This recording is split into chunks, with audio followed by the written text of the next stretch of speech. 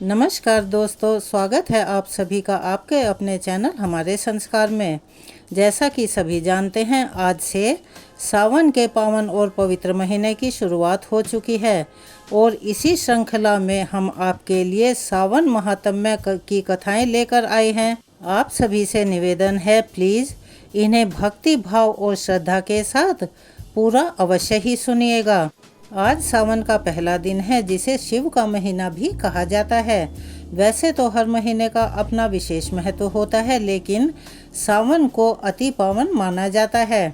और आज सावन मास के कृष्ण पक्ष की प्रतिपदा यानी कि प्रथमा तिथि है, जो कि सुबह ब्रह्म मुहूर्त से लेकर आज मध्य रात्रि 2:08 तक रहेगी। उसके बाद में द्वितीया तिथि प्रारंभ हो जाएगी। तो भक्तों, सबसे पहले हम विनम्रता से ध्यान करते हैं भगवान शिव का, जो संहार करने के साथ साथ सृष्टि का सर्जन भी करते हैं और कल्याण भी करते हैं। और उनके साथ साथ माँ पार्वती जी को कैसे छोड़ सकते हैं, जिनकी तपस्या ने हमें यह सिखाया है कि अगर श्रद्धा और विश्वास के साथ तप किया जाए या किसी भी भगवान का स्मरण किया जाए या उनका पूजन किया जाए, तो जो चीज़ें असंभव हैं वह भी संभव हो जाती हैं।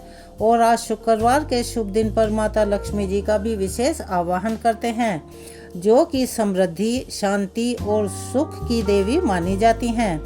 हे त्रिलोकनाथ शिव शंभु, हे जगत जननी गौरी माँ, श्री हरिप्रिया लक्ष्मी माता, हम सब की विनम्र प्रार्थना है, इस पावन सावन मास में हम जो भी व्रत या उपवास करें या भगवान की भक्ति करें, उस भक्ति में ऐसी शक्ति और समृद्धि हो कि जिससे जीवन केवल सफल ही नहीं बल्कि शिवमयी हो जाए। और सबसे खास बात यह है कि इस बार सावन की शुरुआत शुक्रवार के पवित्र दिन से हो रही है, जो स्वयं सौभाग्य और समृद्धि का प्रतीक माना जाता है। इसी महीने में भगवान शिव की पूजा से जहां मोक्ष का मार्ग खुलता है, वहीं माता लक्ष्मी और देवी पार्वती जी का स्मरण जीवन में सुख, समृद्धि, संतुलन और सौंदर्य का संचार करता है।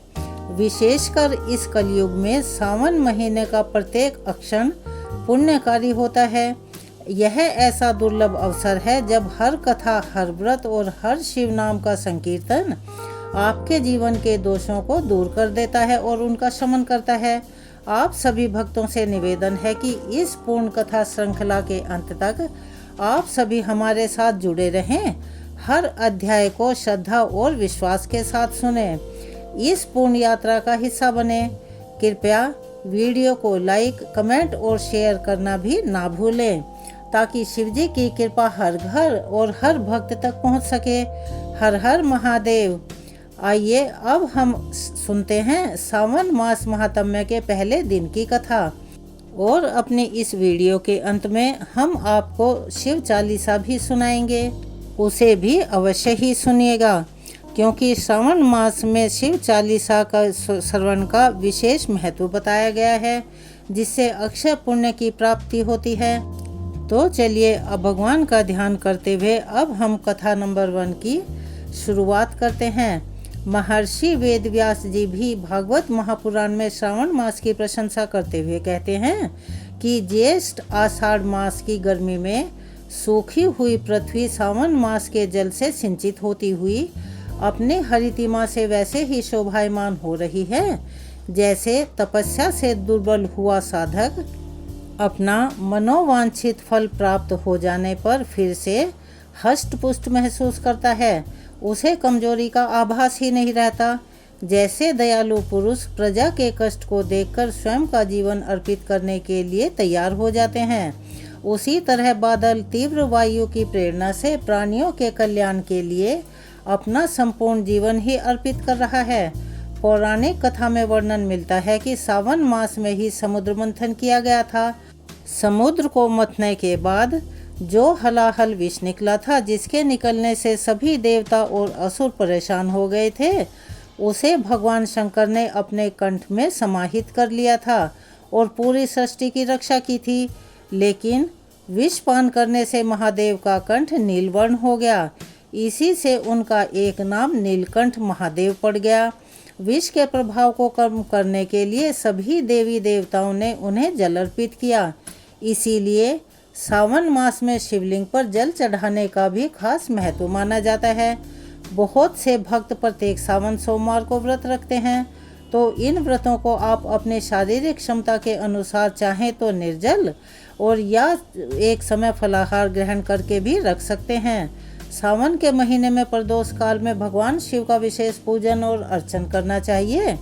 प्रदोष काल का समय जैसे हम पहले भी बता चुके हैं, सूर्यास्त से 45 मिनट पहले और 45 मिनट बाद का होता है।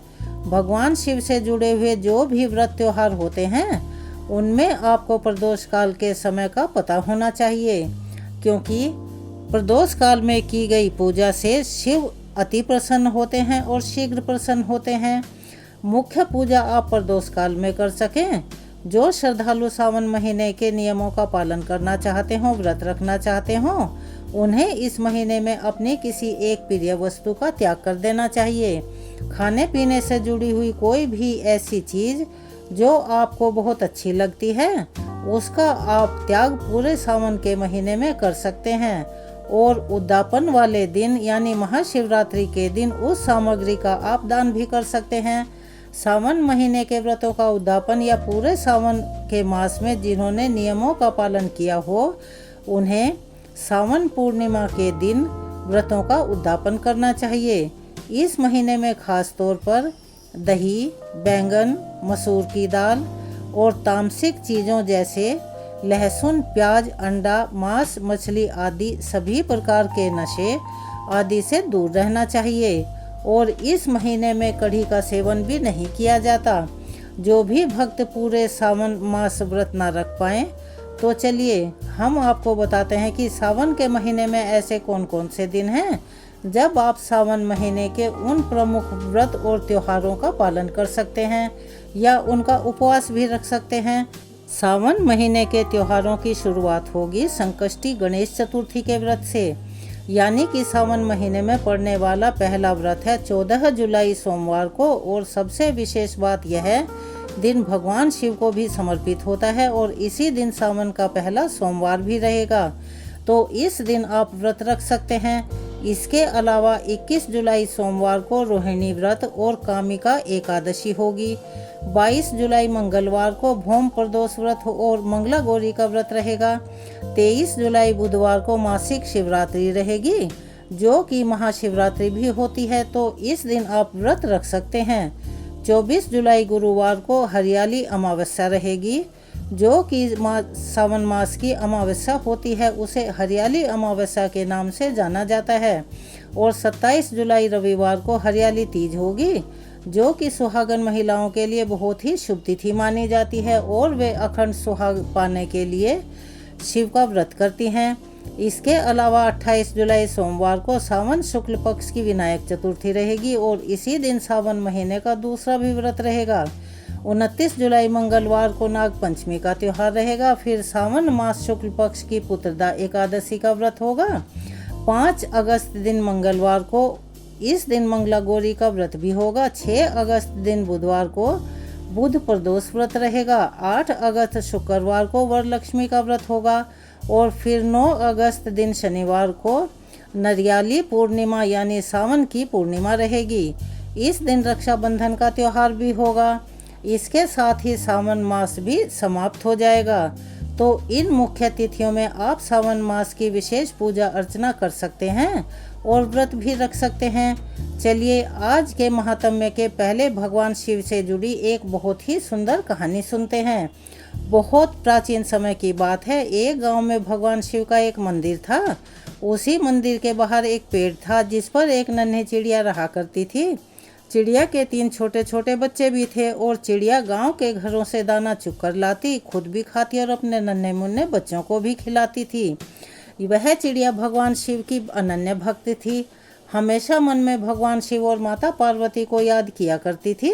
उसी गांव में एक सेठ और सेठानी भी रहा करते थे। सेठ सेठानी की कोई भी संतान नहीं थी। सेठानी इसी बात से दुखी होकर घर के पीछे बैठकर अक्सर रोती रहती थी। वह चिड़िया पेड़ पर बैठकर उस सेठानी को रोता हुआ देखती। यह देखकर वह बड़ी परेशान हो जाती थी। मन में भगवान शिव और माँ पार्वती सेठ सेठानी को संतान देने की प्रार्थना किया करती थी। सेठानी बहुत ही धार्मिक प्रवृत्ति की थी और दयालु भी थी, लेकिन सेठ बहुत कंजूस था। उसे पूजा पाठ भी पसंद नहीं था क्योंकि उसमें खर्चा होता है। उसका मन किसी भी धार्मिक काम में नहीं लगता था और वह दान आदि देने से भी मना किया करता था। सेठ को भगवान पर कोई भी भरोसा नहीं था। वह कभी भी पूजा पाठ तो करता ही नहीं था, ना ही कभी कोई व्रत की कथा पढ़ता या सुनता था। सेठ के इन्हीं कर्मों के कारण उन्हें संतानहीन होने का दुख झेलना पड़ रहा था। उधर सेठानी को गांव की ही औरतें जब बांझिन कहती तो सेठानी घर के पीछे बैठकर रोती रहती थी। चिड़िया पेड़ पर बैठकर जब वह सब देखती तो उसे सेठानी पर बहुत तरस आता था। उसे दुख होता था। एक दिन मन में कुछ सोचकर उस चिड़िया ने अपने बच्चे से कहा कि बच्चों, तुम अपना ख्याल रखना, मैं बहुत दूर जा रही हूँ और जल्दी ही वापस लौट कर आऊँगी। ऐसा कहकर वह चिड़िया कैलाश पर्वत की ओर उड़ चली। बहुत लंबी उड़ान के बाद आखिरकार वह चिड़िया कैलाश पर्वत पर पहुंची। उड़ान भरते भरते उसका गला सूख गया था और लंबी उड़ान के कारण वह चिड़िया बहुत थक गई थी। इसी कारण कैलाश पर्वत पर पहुंचने के बाद तुरंत ही वह मूर्छित होकर गिर पड़ी। माता पार्वती ने जब उस मूर्छित चिड़िया को देखा तो उस पर तरस खाकर उसे अपने हाथ से स्पर्श किया और उसे पहले जैसा ऊर्जावान कर दिया, यानी कि उसको होश आ गया। माता पार्वती ने उस चिड़िया से पूछा कि तुम इतनी मेहनत करके इतनी लंबी उड़ान भरकर यहाँ किस कारण से आई हो? तब चिड़िया ने विनम्रता से कहा, माँ, मेरे गांव में एक सेठ सेठानी रहते हैं, लेकिन उनकी कोई भी संतान नहीं है और मैं आपसे विनती करती हूँ कि आप कृपा करके उन्हें संतान सुख दे दीजिए। आप उन्हें पुत्र दे दीजिए, क्योंकि संतान के लिए सेठानी बहुत दुखी हैं, बहुत रोती हैं और हे माता, मुझसे उस सेठानी का दुख देखा नहीं जाता। चिड़िया की बात महादेव भी सुन रहे थे। तब महादेव ने कहा, वह सेठ ना तो कभी पूजा पाठ करता है, ना कभी भगवत कथा सुनता है और ना ही कोई पुण्य का कर्म करता है। उसने कोई भी ऐसा अच्छा कर्म नहीं किया जिससे उसके भाग्य में पुत्र का योग बन सके, इसीलिए उसके कोई पुत्र नहीं हो सकता। वह बातें जानकर नन्ही चिड़िया बार बार भगवान शिव और माँ पार्वती से आग्रह करने लगी कि हे प्रभु, आप सेठ सेठानी को संतान सुख दे दीजिए। तब माता पार्वती ने भगवान शिव को इस बात के लिए मना लिया। तब भगवान शिव इस प्रकार बोले कि पुत्र तो उसे हम दे देंगे, लेकिन सेठ अगर अब भी पुण्य कर्म नहीं करेगा तो उसका पुत्र जल्दी ही मृत्यु को प्राप्त हो जाएगा। यह बात सुनकर चिड़िया ने कहा, प्रभु, बस आप सेठानी को एक बार पुत्र दे दीजिए। पुत्र प्राप्त होते ही वह सेठ भी पूजा पाठ करने लगेगा। ऐसा कहकर चिड़िया खुश हो गई और भगवान शिव और माता पार्वती को धन्यवाद देकर वहां से चली गई। आखिरकार भगवान शिव और माँ पार्वती ने उस चिड़िया की विनती सुन ली और कुछ ही दिन बाद सेठानी गर्भवती हुई। 9 महीने बीतने पर सेठानी को एक पुत्र प्राप्त हुआ, जिसे देखकर सेठ और सेठानी बहुत खुश हुए। पुत्र होने के बाद सेठानी का तो भगवान से विश्वास और भी बढ़ गया और वह अब पहले से भी ज़्यादा पूजा पाठ दान पुण्य करने लगी। लेकिन सेठ का वही हाल रहा। उसने अब भी कोई पुण्य कर्म करना शुरू नहीं किया। वह सेठ अभी भी सभी शुभ कर्मों से विमुख था और भगवान पर विश्वास नहीं करता था। ना वह कभी पूजा पाठ करता, ना कथा सुनता। पेड़ पर बैठकर वह चिड़िया अक्सर सेठ के पुत्र को देखा करती। धीरे धीरे समय बीतने लगा। अब चिड़िया को सेठ के पुत्र की चिंता होने लगी। चिड़िया को भगवान शिव की कही हुई बात याद थी। उसे सेठ के पुत्र की चिंता हो रही थी। वह सोचने लगी कि सेठ का पुत्र हो गया है, इसके बाद भी सेठ नहीं बदला, अब भी यह कोई दान पुण्य नहीं करता, कहीं इसके पुत्र की मृत्यु न हो जाए। इसी प्रकार एक दिन चिंतित होकर वह चिड़िया फिर से लंबी उड़ान भरकर कैलाश पर्वत पर जा पहुंची और वहां जाकर भगवान शिव और माँ पार्वती से दोबारा से आग्रह करने लगी कि वे सेठ को पुण्य कर्म करने के लिए प्रोत्साहित करें। माता पार्वती ने जब यह देखा कि यह चिड़िया दूसरों के लिए इतनी दयावान है, दूसरों के प्रति इतनी चिंता करती है, तो वे बहुत खुश हुई। तब भगवान शिव और माँ पार्वती एक ब्राह्मण और ब्राह्मणी का रूप धरकर उस सेठ सेठानी के घर गए। वहां जाकर उन्होंने कहा कि हमें भिक्षा दो, हम भूखे हैं, हमें भोजन करवाओ। सेठ ने तो सुनते ही मना कर दिया, लेकिन सेठानी ने बहुत ही आदर सम्मान के साथ उन दोनों ब्राह्मण और ब्राह्मणी को अपने घर के अंदर बिठाया, जो कि वास्तव में शिव और पार्वती थे। उनका स्वागत सत्कार किया, फिर उनके लिए तरह तरह के स्वादिष्ट व्यंजन बनाए और उन्हें भोजन करवाया। ब्राह्मण और ब्राह्मणी के रूप में भगवान शिव और माँ पार्वती ही सेठ के घर पर पधारे थे और उनके घर पर प्रवेश करते ही सेठ की बुद्धि ठीक हो गई। वह अब हाथ जोड़कर अपनी गलतियों के लिए क्षमा मांगने लगा और ब्राह्मण देवता के चरणों में गिर गया। तब ब्राह्मण रूपधारी महादेव ने सेठ से कहा, तुम्हारे भाग्य में संतान सुख नहीं था, क्योंकि तुमने अपने जीवन में कभी भी कोई अच्छा और शुभ कार्य नहीं किया। तुमने कभी भगवान पर विश्वास नहीं किया, कभी पुण्य कर्म नहीं किए, कभी ब्राह्मणों को दान नहीं दिया, पूजा पाठ भी नहीं किया, यहाँ तक कि कभी कोई कथा भी नहीं सुनी। लेकिन एक चिड़िया ने मेरे पास आकर तुम्हें संतान देने की प्रार्थना की, जिसकी भक्ति से प्रसन्न होकर ही मैंने तुम्हें पुत्र का वरदान दिया है और आज उसी चिड़िया के कारण तुम्हें पुत्र का सुख मिला है। लेकिन अब भी तुम अगर पूजा पाठ या पुण्य कर्म नहीं किए तो तुम्हारे पुत्र की मृत्यु हो जाएगी। यह बात सुनकर सेठानी तो चिंता के मारे रोने लगी और सेठानी ने उस चिड़िया को धन्यवाद दिया। सेठ ने कहा, हमारे पुत्र के लिए एक चिड़िया भोलेनाथ से लड़कर हमारे भाग्य में पुत्र सुख लिखवा सकती है, तो क्या हम अपने पुत्र की रक्षा के लिए पुण्य कर्म नहीं कर सकते? तब सेठ जी ने ब्राह्मण देवता से पूछा, ब्राह्मण देवता, हे महादेव जी के प्रिय व्रत कौन कौन से हैं जिन्हें करके मैं महादेव जी को प्रसन्न कर सकूं? तब ब्राह्मणी रूपधारी माता पार्वती ने कहा कि महादेव जी का सबसे प्रिय व्रत महाशिवरात्रि है। जो भी मनुष्य महाशिवरात्रि का व्रत करता है उस दिन पूरे विधि विधान से भगवान शिव की पूजा करता है, उस पर ही महादेव की कृपा बरसती है। सेठानी ने कहा, अब तो हम भी महाशिवरात्रि के दिन व्रत करेंगे और पूरे विधि विधान और सच्चे मन और भक्ति से भगवान शिव की पूजा करेंगे। सेठ और सेठानी को महाशिवरात्रि व्रत का विधान समझाकर महादेव और देवी पार्वती वहां से चले गए। इसके बाद सेठानी धर्म कर्म पूजा पाठ और व्रत करने लगे, जिसके पुण्य प्रताप से उनका पुत्र और धन बढ़ने लगा। चिड़िया भी सेठानी को देखकर बहुत खुश रहने लगी और सेठानी के आंगन से दाना चुगने लगी और अपने घोंसले में बैठकर ओम नमः शिवाय मंत्र का जाप करने लगी। हर हर महादेव। यह थी आज नन्ही चिड़िया की कहानी। अब सुनिए आज का महात्म्य। नैमिषारण्य के निवासी महर्षियों ने लोमहर्षण सूत जी से कहा कि हे महाबुद्धिमान सूत जी, प्रभास अक्षेत्र का क्या महात्म्य है, यह हमें बताने की कृपा करें।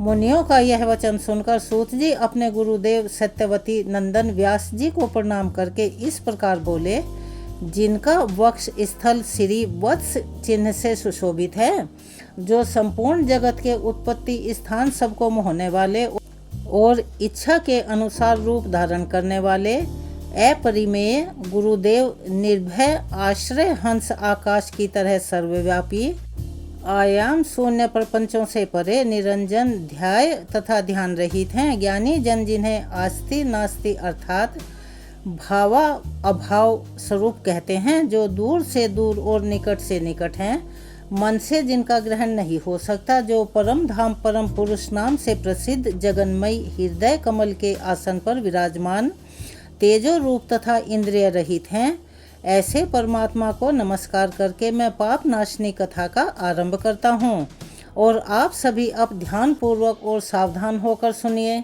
यह कथा श्रद्धालुओं, भक्तों और शांत द्विजों को सुनाने योग्य है। जैसे सब देवताओं में देव महेश्वर श्रेष्ठ हैं, जिस प्रकार नदियों में गंगा, वर्णों में ब्राह्मण, अक्षरों में ओंकार, पूजनीयों में माता तथा गुरुजनों में पिता सबसे श्रेष्ठ हैं, उसी प्रकार सभी शास्त्रों में स्कंद पुराण उत्तम है।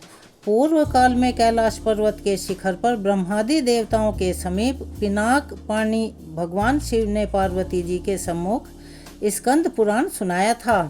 फिर पार्वती जी ने अपने पुत्र स्कंद को, स्कंद ने नंदीगण को, नंदी ने कुमार अर्थात सनकादि को और कुमार ने परम बुद्धिमान व्यास जी को सुनाया था।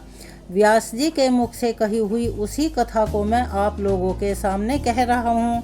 आप सब महर्षि सद्भाव से युक्त हैं, इसीलिए मुझे आपको स्कंद पुराण संहिता सुनाने का उत्साह हो रहा है। प्राचीन काल में ब्रह्मा जी ने बड़ा कठिन तप किया था, तब 6 अंग, पद और क्रम से सहित वेद प्रकट हुए थे और फिर सर्वशास्त्र में संपूर्ण पुराण का प्रादुर्भाव हुआ। जो नित्य शब्दमयी पुण्यजनक तथा 100 करोड़ श्लोकों से विस्तार को प्राप्त हुआ है। ब्रह्मा जी के मुख से क्रमशः ब्रह्म पुराण, विष्णु पुराण, शिव पुराण, स्कंद पुराण, भागवत पुराण, भविष्य पुराण, नारद पुराण, मार्कंडेय पुराण, आग्नेय पुराण, ब्रह्म वैवर्त पुराण, लिंग पुराण, पद्म पुराण, वराह पुराण, वामन पुराण, कूर्म पुराण, मत्स्य पुराण, गरुड़ पुराण और वायु पुराण का प्राकट्य हुआ है।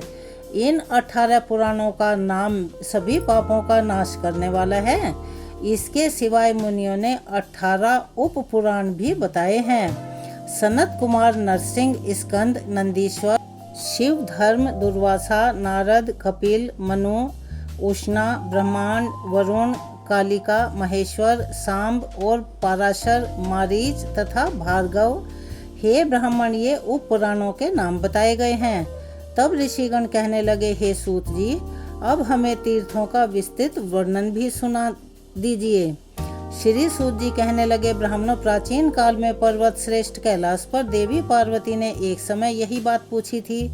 वह प्रसंग अब मैं तुम्हें सुनाता हूँ। एक समय की बात है, गिरी राजकुमारी उमा ने अत्यंत विस्मित होकर महादेव जी के मुख की ओर देखा और हाथ जोड़कर बड़ी मधुर वाणी में कहा, हे जगन्नाथ, हे महेश्वर, मैंने आपको प्रसन्न करने की इच्छा से अनेक जन्मों तक आपके स्वरूप का अनुसंधान किया, किंतु आपका कहीं अंत ही नहीं मिला।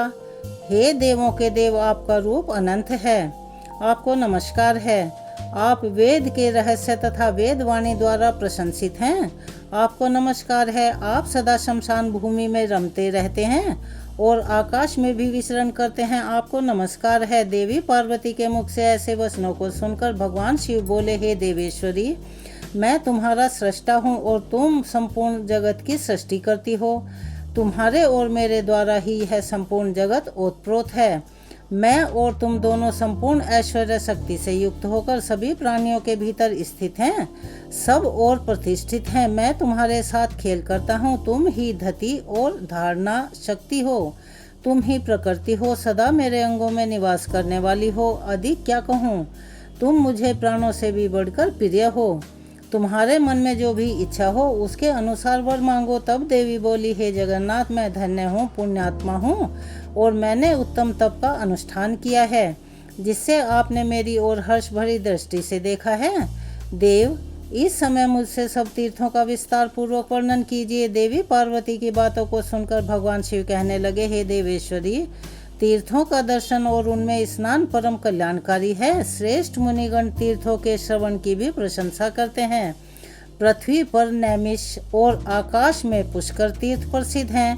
इनके सिवाय केदार, प्रयाग, विपाशा अर्थात व्यास, उर्मिला, कृष्णा, वीणा, महादेवी, चंद्रभागा, सरस्वती, गंगा सागर संगम, शुभदायिनी काशीपुरी, महाभागा, शतभद्रा, महानदी सिंधु, गोदावरी, कपिला, महानदशी शोण, पयोधी, कौशिकी, देवखात, गया, द्वारवती तथा महातीर्थ प्रभास, यह सब पापों का नाश करने वाले हैं। यह सब तीर्थ जो इस समय पृथ्वी पर उपस्थित हैं, उनका दर्शन करके मनुष्य का फिर इस संसार में दोबारा जन्म नहीं होता। वासुदेव ने कहा है कि पृथ्वी पर 3 करोड़ तीर्थ हैं और वे सभी महापापों का नाश करने वाले और परम पवित्र हैं। महादेवी, अपने धर्म की वृद्धि के लिए इन सभी तीर्थों की यात्रा करनी चाहिए। जहाँ शरीर से जाना संभव ना हो, वहाँ मन से ही जाना चाहिए। तब देवी बोली, हे प्रभु, सभी प्राणी सब प्रकार के उपद्रवों से त्रस्त हैं। उनकी आयु बहुत कम है। वे अनेक प्रकार के मोहों से बंधे हुए हैं। त्रेता और द्वापर में भी ऐसी स्थिति रहती है, फिर भयंकर कलिकाल की तो बात ही क्या है। इसीलिए प्रभु, उन सब के हित के लिए आप किसी ऐसे तीर्थ का वर्णन कीजिए जिसके दर्शन से सभी तीर्थों का फल प्राप्त हो सके। तब भगवान शिव कहने लगे, देवी, आप मेरे बाहर विचरने वाले प्राण हो। आप ही संपूर्ण जगत की उत्पत्ति स्थान हो। आपके प्रश्न के अनुसार अब मैं उन सभी यथावत वर्णन करूँगा। यह रहस्य का भी रहस्य है। इसको प्रयत्न पूर्वक अत्यंत गुप्त रखना चाहिए। नास्तिकों और पापा आचार्यों को कभी भी इसका उपदेश नहीं देना चाहिए। जिसके भीतर भक्ति हो, ऐसे उत्तम शिष्य और श्रद्धालु पुत्र को ही इस रहस्य का उपदेश देना चाहिए। हे सुव्रत चराचर प्राणियों सहित संपूर्ण ब्रह्मांड में 3 करोड़ तीर्थ हैं। यह बात तो पहले ही बताई गई है और उन सब में छिपा हुआ श्रेष्ठ तीर्थ है प्रभास। इसे देखकर कलयुग के विपाप से मोहित होकर संस्कार रहित मनुष्य बड़े उद्वेग को प्राप्त होते हैं। जहाँ तहाँ क्रोधित हो उठते हैं। अपने आप में बड़प्पन का अभिमान रखने वाले और मिथ्या ज्ञान से मोहित जो अधर्मी मनुष्य भेद और कपट रखकर तीर्थ यात्रा करते हैं, वे तीर्थ में मृत्यु को प्राप्त होकर भी सिद्ध नहीं हो पाते। इसीलिए मैंने अनेक तीर्थों और शिवलिंगों को गुप्त रखा है। वे कलयुग में पापाचारियों के लिए सिद्धिप्रद नहीं होते हैं, जो क्रोध, लोभ और इंद्रियों को जीत चुके हैं। ऐसे दंभ और मार्थ से रहित ब्राह्मण, क्षत्रिय, वैश्य और शूद्र कोई भी क्यों न हो, अगर सद्भाव से और भक्ति से भावित होकर उस उत्तम व्रत का पालन करते हुए तीर्थों का दर्शन करते हैं, तो उनके हित के लिए मैं त्रिभुवन विख्यात सर्वोत्तम प्रभास अक्षेत्र का ही नाम लेता हूँ। जो लोग यम नियम से युक्त हैं और अहंकार से रहित हैं, उनके लिए कहता हूँ, पृथ्वी पर सब तीर्थों में उत्तम एकमात्र प्रभास अक्षेत्र मुझे अति प्रिय है। महादेवी, उस तीर्थ में मैं निरंतर स्थित रहता हूँ जहाँ मेरा दिव्य लिंग प्रकट हुआ और जो दिव्य तेज से युक्त और अग्निमंडल से मंडित है। संसार की सृष्टि के हेतुभूत जो अच्छा ज्ञान और क्रिया, यह 3 शक्तियाँ, वे मेरे इस दिव्य लिंग से प्रकट हुई हैं। यह चराचर जगत उसी में लीन होता है और उसी से प्रकट होता है। उस उत्तम अक्षेत्र को कोई नहीं जानता। वरानने, प्रभास क्षेत्र में जो मेरा स्वरूप है वह क्षेत्रज्ञ कहा गया है और मैं वहाँ सोमनाथ से प्रसिद्ध हूँ। जो मनुष्य इस क्षेत्र में मेरे अंश से प्रकट हुए हैं, उन्हीं को मेरे उस लिंग के तत्व का ज्ञान है। वह लिंग प्राचीन काल के भैरव कल्प में प्रकट हुआ था। दूसरे लोग देवता ही क्यों न हो, उसके लिए उस लिंग का रहस्य अत्यंत दुर्लभ है।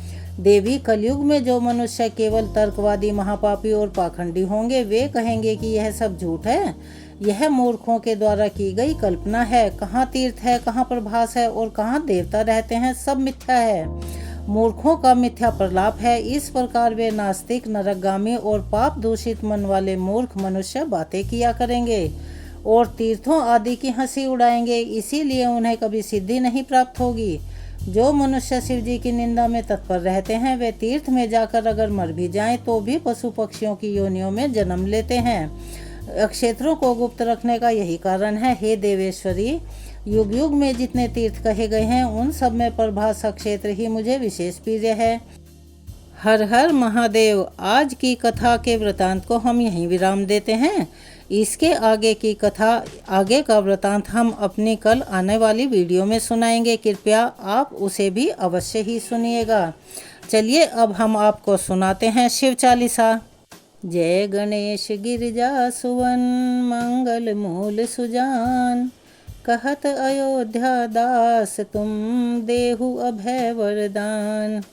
जय गिरिजापति दीन दयाला, सदा करत संतन प्रतिपाला। भाल चंद्रमा सोहत नीके, कानन कुंडल नाग फनीके। अंग गोर सिर गंग बहाए, मुंड माल तन छार लगाए। वस्त्र खाले बाघंबर सोहे, छवि को देख नाग मणि मोहे। मैना मातु की हवे दुलारी, वाम अंग सोहत छवि न्यारी। कर त्रिशूल सोहत छवि भारी, करत सदा शत्रुन सहकारी। नंदी गणेश सोहत है कैसे, सागर मध्य कमल हो जैसे। कार्तिक श्याम और गण राहु, या छवि को कही जात न खाऊ। देवन जब ही जाए पुकारा, तब ही दुख प्रभु आप निवारा। किया उपद्रव तारक भारी, देवन सब मिली तुम ही जुहारी। तुरत षडानन आप पठायऊ, लव निमेष महामार गिरायऊ। आप जलंधर असुर संहारा, सुयश तुम्हारे विदित संसारा। त्रिपुरासुर सन युद्ध मचाई, सब ही कृपा कर लीन बचाई। किया तपहि भगीरथ भारी, पूर्व प्रतिज्ञाता सुपुरारी। दानिन में तुम समको नाही, सेवक स्तुति करत सदाही। वेद नाम महिमा तव गाई, अकथ अनादि भेद नहीं पाई। प्रकटि उदति मंथन में ज्वाला, जरत सुरासुर भये विहाला। कीन दया तव करी सहाई, नीलकंठ तब नाम कहाई। पूजन रामचंद्र जब कीना, जीत के लंक विभीषण दीना। सहस्त्र कमल में हो रहे धारी, कीन परीक्षा तब ही पुरारी। एक कमल प्रभु राखे जोई, कमल नयन पूजन चह सोई। कठिन भक्ति देखी प्रभु शंकर, भय प्रसन्न दिए इच्छित वर। जय जय जय अनंत अविनाशी, करत कृपा सबके घटवासी। दुष्ट सकल नित मोहि सतावे, भ्रमत रहे मोहि चैन न आवे। त्राहि त्राहि मैं नाथ पुकारो, यही अवसर मोहि आन उबारो। ले त्रिशूल शत्रुन को मारो, संकट से मोहि आन उबारो। मात पिता भ्राता सब कोई, संकट में पूछत नहीं कोई। स्वामी एक है आस तुम्हारी, आए हरौ मम संकट भारी। धन निर्धन को देत सदा ही, जो कोई जांचे सो फल पाही। स्तुति के ही विधि करे तुम्हारी, समहु नाथ अब चूक हमारी। शंकर हो संकट के नाशन, मंगल कारण विघ्न विनाशन। योगी यति मुनि ध्यान लगावे, शारद नारद शीश नवावे। नमो नमो जय नमः शिवाय, सुर ब्रह्मादिक पार न पाए। जो यह पाठ करे मन लाई, तापर होत है शंभु सहाई। ऋणिया जो कोई हो अधिकारी, पाठ करे सो पावन हारी। पुत्रहीन कर इच्छा जोई, निश्चय शिव प्रसाद ते ही होई। पंडित त्रयोदशी को लावे, ध्यान पूर्वक होम करावे। त्रयोदशी व्रत करे हमेशा, ताके तन नहीं रहे कलेशा। धूप दीप नवैध चढ़ावे, शंकर सम्मुख पाठ सुनावे। जन्म जन्म के पाप नसावे, अंतर्धाम शिवपुर में पावे। कहत अयोध्या दास तुम्हारी, जानि सकल दुख हरहु हमारी। नित्य नेम कर प्रात ही, पाठ करो 40। तुम मेरी मनोकामना, पूर्ण करो जगदीश। मगसर छठी हेमंत ऋतु, संवत 64 जान। स्तुति 40 शिवहि पूर्ण कीन कल्याण। यहाँ पर शिव चालीसा समाप्त होती है। आपको यह कथा कैसी लगी कमेंट्स बॉक्स में अपनी राय अवश्य ही लिखें। चैनल को सब्सक्राइब करें, वीडियो को लाइक और शेयर करें, बेल आइकन को भी दबाना ना भूलें। अपना सहयोग और प्यार हमें ऐसे ही प्रदान करते रहें। ओम नमः शिवाय, हर हर महादेव।